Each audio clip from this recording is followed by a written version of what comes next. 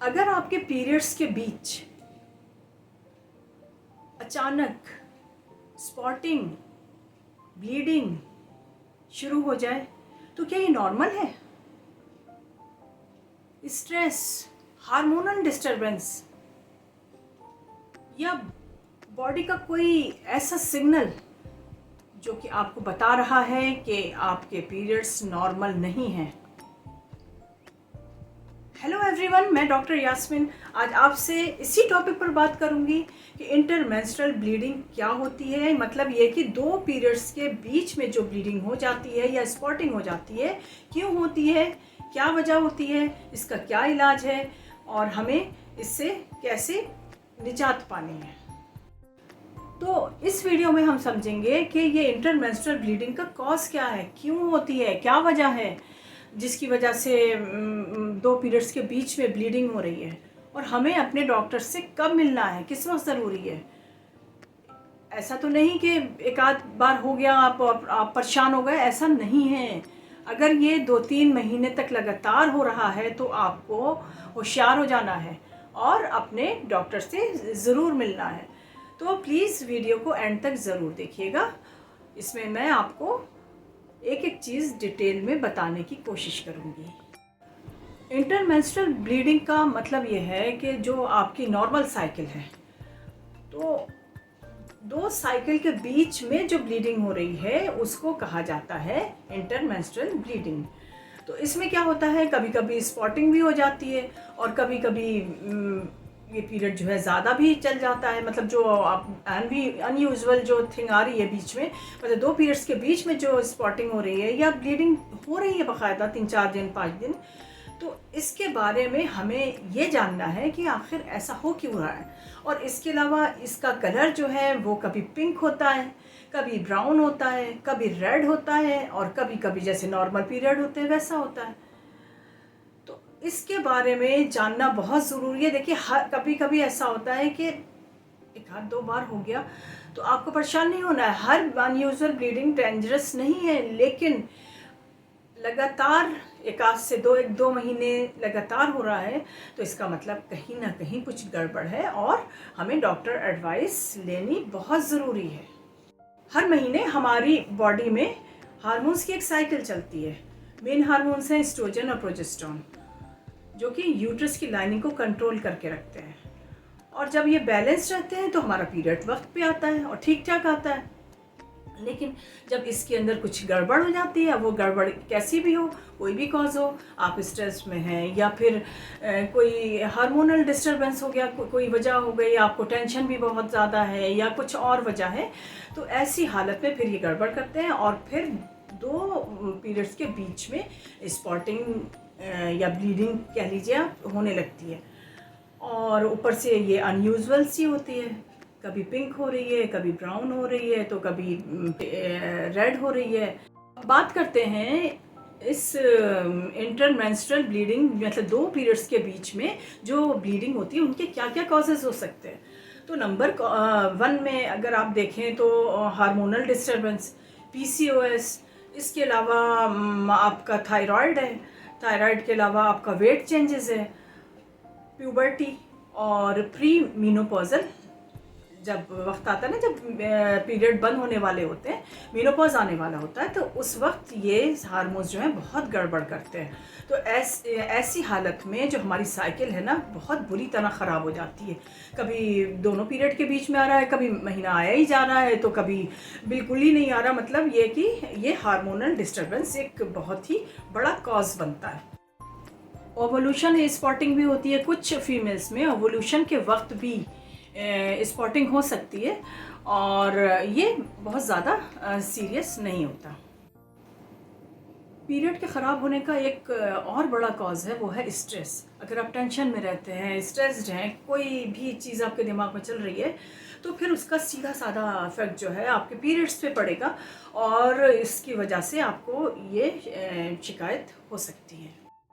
Birth control pills या medicine, अगर आपने इस्तेमाल करना शुरू किया है और तो इस हालत में भी कभी कभी आपकी साइकिल बिगड़ सकती है, क्योंकि आपका जो यूट्रस है वो अभी आदी नहीं है। आपने कोई कॉपर्टी लगवाई है, मल्टी लोड लगाया है, या कुछ भी आपने किया है, या कोई मेडिसिन ले रही हैं, तो इस वजह से भी आपका पीरियड गड़बड़ हो सकता है और 2 पीरियड्स के बीच में भी ये हो सकती है। लेकिन इसके लिए परेशान नहीं होना, जब आपकी बॉडी एडजस्ट कर लेगी तो फिर ये आपसे आप ठीक हो जाएगा। इसके अलावा आता है इन्फेक्शन में पीआईडी हो सकता है, पेल्विक इन्फ्लेमेटरी डिजीज़ हो सकती है, या सेक्सुअली ट्रांसमिटेड डिजीज़ हो सकती है, या कोई और इन्फेक्शन है, सर्वाइकल इन्फेक्शन है, जिसकी वजह से आपकी साइकिल गड़बड़ हो सकती है और 2 पीरियड के बीच में ब्लीडिंग हो सकती है। अब सवाल ये आता है कि अगर ये ब्लीडिंग हो भी रही है, मतलब कलरफुल, कभी ब्राउन तो कभी रेड तो कभी पिंक, तो इसके अलावा भी कोई सिम्टम आते हैं? जी हाँ, बिल्कुल सिम्टम आते हैं। आपको कमज़ोरी महसूस होगी, इसके अलावा आपको चक्कर आएंगे, आपके लोअर एब्डोमेन पेन में दर्द होगा, और इसके अलावा वो डिस्चार्ज जो होगा वो बदबूदार होगा, और आपकी कमर में दर्द होगा, आपको वीकनेस होगी। ये सारे सिम्टम जो है आपको जब आपको इस तरह की प्रॉब्लम होगी तो देखने को मिलेंगे।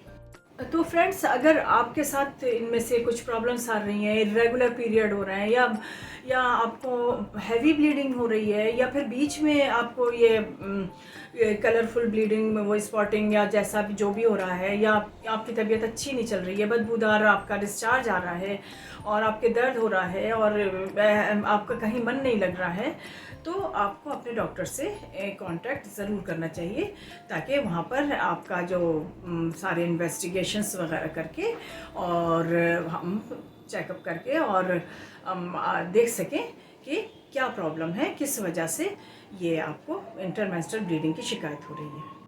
तो ऐसी हालत में आप अपने डॉक्टर के पास ज़रूर जाएं। वहाँ पर डॉक्टर आपकी हिस्ट्री लेगा, कंप्लीट हिस्ट्री लेगा कि आपको जो पीरियड आते हैं पहले कैसे आते थे, टाइम पे आते थे, या उसमें भी गड़बड़ थी, और कितने दिन रहता था आपको पीरियड, या फिर पीरियड के साथ आपको पेन भी होता था, या आपकी ब्लीडिंग का कलर कुछ दूसरा हो जाता था। मतलब डॉक्टर अपने हिसाब से आपसे हिस्ट्री लेगा। फिर इसके अलावा वो कुछ इन्वेस्टिगेशंस करवाएगा, जिसमें हो सकता है कि आपका अल्ट्रासाउंड भी किया जाए, और ब्लड टेस्ट होगा, उसमें पूरा सीबीसी करवा कर देखा जाएगा, पूरा कंप्लीट हीमोग्राम करा कर देखा जाएगा कि कहाँ पर प्रॉब्लम है जिसकी वजह से ये शिकायत आ रही है। इसके अलावा थायराइड का टेस्ट होगा, हार्मोनल टेस्ट होंगे, प्रेगनेंसी टेस्ट भी किया जाएगा, और इसके अलावा डॉक्टर आपसे ये भी पूछेगा कि आप कोई बर्थ कंट्रोल पिल्स या फिर कोई मेडिसिन तो नहीं ले रही हैं, या कोई आपने कॉपर्टी वगैरह तो नहीं लगवा रखी है। मतलब डॉक्टर अपने हिसाब से बहुत सारे क्वेश्चंस आपसे करेगा, और ये जब ही कर पाएगा ना कि जब आप डॉक्टर के पास पहुंचेंगे। तो जब भी आपको कोई इस तरह की प्रॉब्लम आ रही है, परेशानी है, तो बजाय घर बैठे रहने के आपको डॉक्टर के पास जा कर के कांटेक्ट करना है और उनको अपनी परेशानी बतानी है, ताकि आपको जल्द से जल्द इस परेशानी से निजात मिल सके।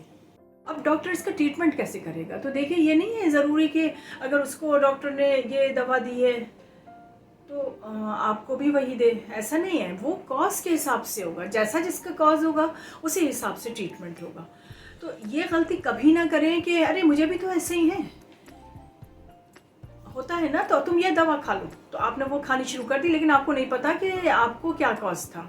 जैसे मैंने एक कॉज बताया आपको कि बहुत से कॉज है, थायराइड का कॉज हो सकता है, या हार्मोनल डिस्टर्बेंस है, या फिर आपके यूट्रस में कोई फाइब्रॉइड है, या कोई और भी, मतलब या टेंशन है खाली, आप कुछ और प्रॉब्लम नहीं है। तो जब आप डॉक्टर के पास जाएंगे तो फिर वो कॉज ढूंढेगा, फिर उसी हिसाब से आपका इलाज करेगा।